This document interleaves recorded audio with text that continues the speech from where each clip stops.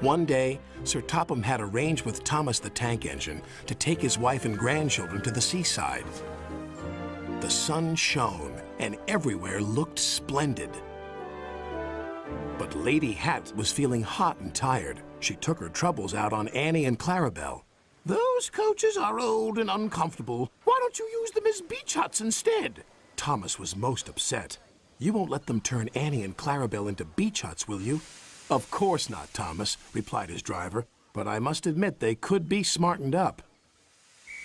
The next day, Sir Topham Hatt used Percy to take his family to Harold's airfield.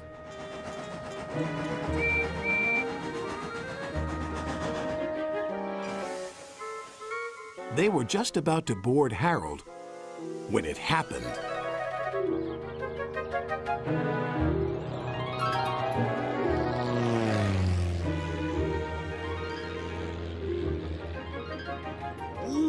"What was that?" cried Sir Topham Hatt. "That's tiger moth," grumbled Harold. "It's rude and flies much too low." "So I can see. Please take us up, Harold, before there's another disturbance." A few days later, Harold arrived at their holiday home with bad news. "It's tiger moth," said Harold's pilot. "It's gone missing. Do you wish to join the search party with us?" "I think I'd better."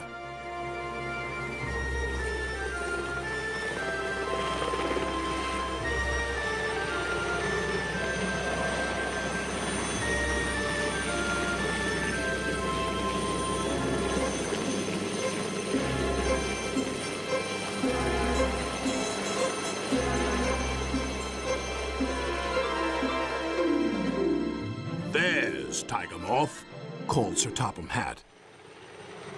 Then he spoke to the pilot.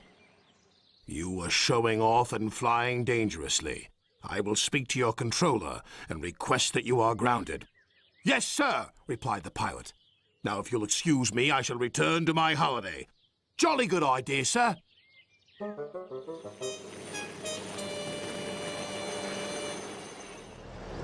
Sir Topham Hatt arranged to meet up with Toby and Henrietta to take them somewhere special.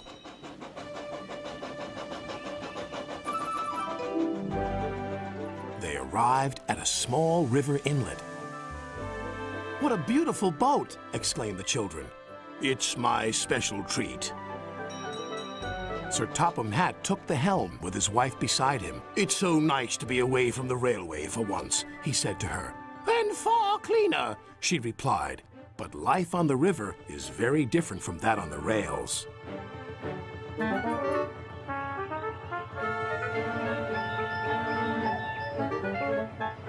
The family were enjoying themselves so much that they forgot to watch where they were going. "Oh, botheration," said Sir Topham Hatt. "We're stuck." And they were. Other boats tried to pull them off the mud bank, but it was no use. Percy saw the commotion and stopped. "Is there anything we can do to help?" called his driver. "Yes, indeed there is." "This is the life, isn't it, my dear?"